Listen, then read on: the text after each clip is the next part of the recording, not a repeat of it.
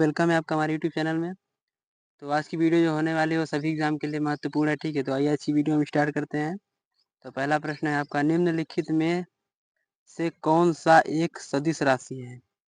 तो संवेग है या फिर दाब है या फिर ऊर्जा है या फिर कार्य है? तो आप लोग इसका राइट आंसर बताइए।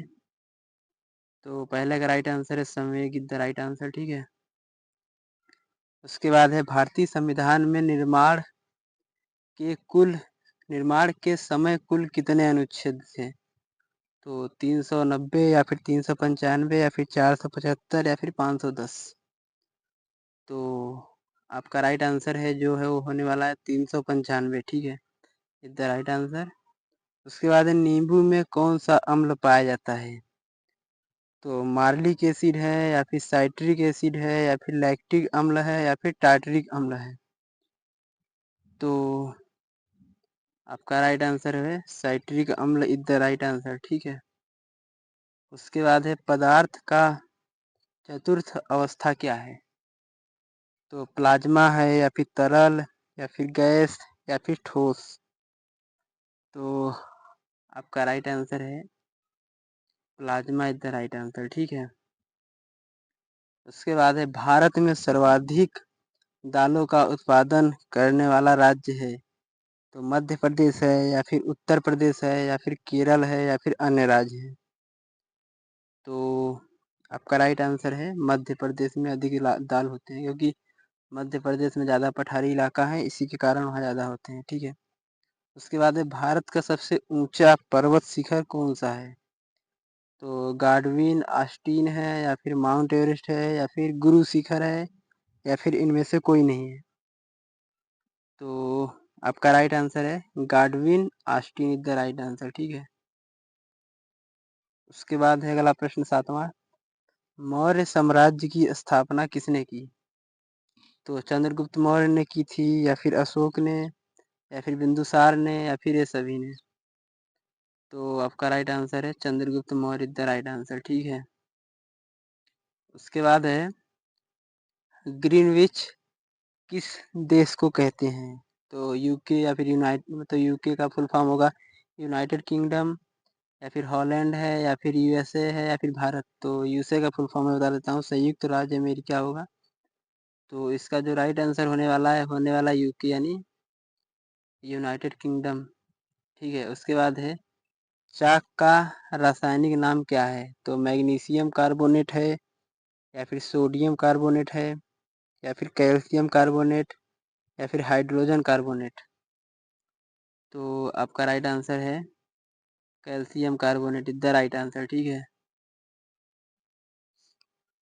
उसके बाद है जंतु विज्ञान के जनक के नाम से जाने जाते हैं? तो पुरकिंजे हैं या फिर लैमार्क हैं या फिर अरस्तु हैं या फिर थियोफ्रेस्टस हैं? तो आपका राइट आंसर है अरस्तु इज द राइट आंसर, ठीक है, यानी option number 3 is the right answer, ठीक है।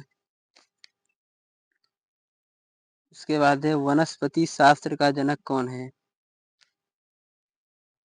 तो थियोफ्रास्टम या फिर प्लाइनी द एल्डर या फिर ड्रेविन रेस या फिर लाइनस? तो आपका राइट जो आंसर होने वाला है थियोफ्रास्टम इज द राइट आंसर, ठीक है। उसके बाद है अगला प्रश्न, चिकित्सा शास्त्र का जनक किसे कहते हैं?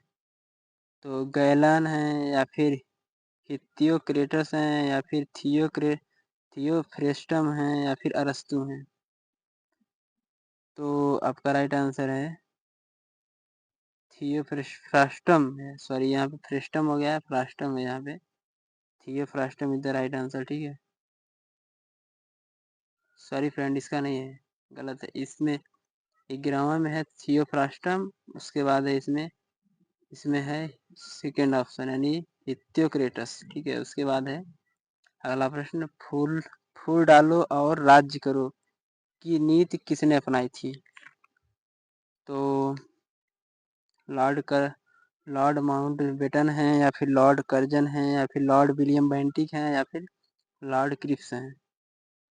तो आपका राइट आंसर है Lord Curzon is the right answer. ठीक है, उसके बाद है सुभाष चंद्र बोस ने कब कांग्रेस की अध्यक्षता से त्यागपत्र दिया था? तो 1947 है या फिर 1950 है या फिर 1939 है या फिर 1937 है? तो आपका राइट आंसर है 1939 को त्याग दिया था। ठीक है, उसके बाद है चेचक के टीके का विकास किया था? तो मिलस्टीन ने या फिर एडवर्ड जेनर ने या फिर लॉर्ड पास्चर ने या फिर इनमें से कोई नहीं?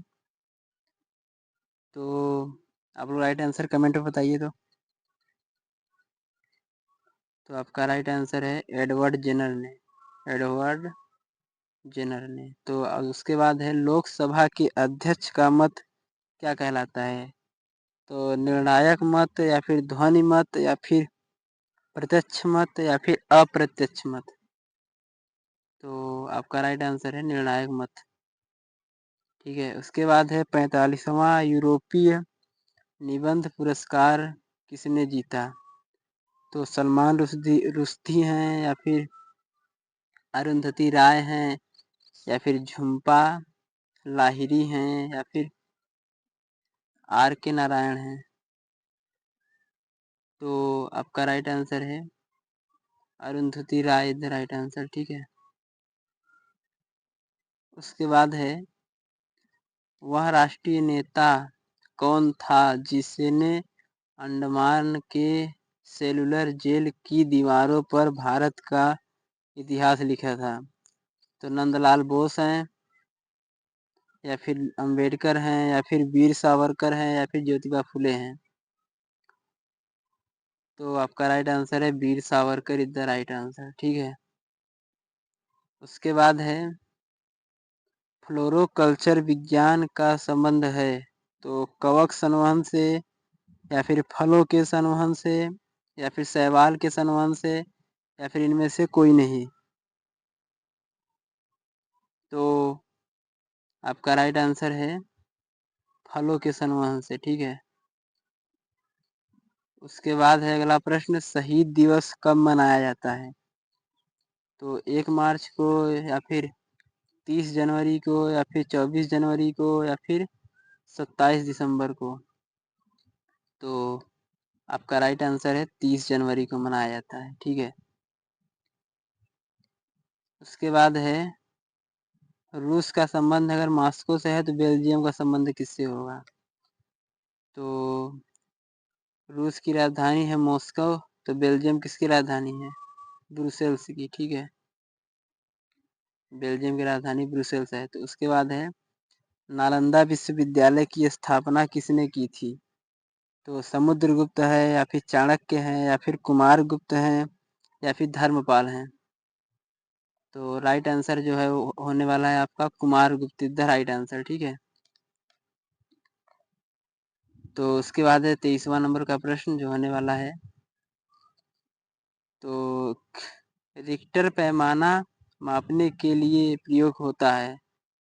तो प्रकाश की तीव्रता नापने के लिए या फिर ध्वनि की गति या फिर ध्वनि की तीव्रता या फिर भूकंपीय लहरों का आयाम? तो आपका राइट आंसर जो होने वाला है भूकंपीय लहरों का आयाम इज द राइट आंसर। ठीक है, उसके बाद है पित्त का निर्माण शरीर के किस भाग में होता है? तो अग्नाशय में या फिर किडनी में या फिर यकृत में या फिर बड़ी आंत में? तो आपका राइट आंसर होने वाला है यकृत यानी हृदय में। उसके बाद है अगला प्रश्न 25 नंबर का, घूमर किस राज्य का प्रसिद्ध लोक नृत्य है? तो राजस्थान का या फिर असम का या फिर केरल का या फिर गुजरात का? तो आपका राइट आंसर जो होने वाला राजस्थान यानी first number is the right answer. उसके बाद है समुद्र की गहराई किस यंत्र से मापी जाती है? तो थर्मामीटर से या फिर फैदोमीटर से या फिर अल्टीमीटर से या फिर स्फिग्मो मैनोमीटर से? तो आपका राइट आंसर है fathometer is the right answer. Thermometer आप लोग जानते हैं टेम्परेचर नापा जाता है। उसके बाद है दुधवा राष्ट्रीय उद्यान कहाँ स्थित है? तो मध्य प्रदेश में या फिर उत्तर प्रदेश में या फिर तमिलनाडु में या फिर उड़ीसा में। तो आपका राइट आंसर जो होने वाला है उत्तर प्रदेश में। ठीक है। उसके बाद है जल में घुलनशील विटामिन कौन सा है? तो बी व ए या फिर ए व डी या फिर बी व डी या फिर बी व सी। तो आपका राइट आंसर है बी व सी। ठीक है। उसके बाद है 1857 के गदर के समय भारत का गवर्नर जनरल कौन था? तो लॉर्ड कैनिंग था या फिर नील आर्मस्ट्रांग या फिर जॉन मथाई या फिर अन्य। तो आपका राइट आंसर है Lord Canning is the right answer. ठीक है। उसके बाद है निम्न में से किसने अकबर की जीवन कथा लिखी? तो अबुल फजल हैं या फिर बीरबल हैं या फिर फैदी हैं या फिर इनमें से कोई नहीं। तो आपका राइट आंसर है अबुल फजल इज द राइट आंसर। ठीक है। तो आज की वीडियो हम ख़त्म करते हैं, तब तक के लिए जय हिंद। आज आपको मैं एक क्वेश्चन दूंगा जिसका आप लोग आंसर कमेंट में बताएंगे कि दुनिया सबसे बड़ी लंबी कौन सी है और उसका लंबाई कितनी है। ठीक है। तो आज का क्वेश्चन आपका यही है, आप लोग कमेंट में आंसर ज़रूर बताइएगा। ठीक है।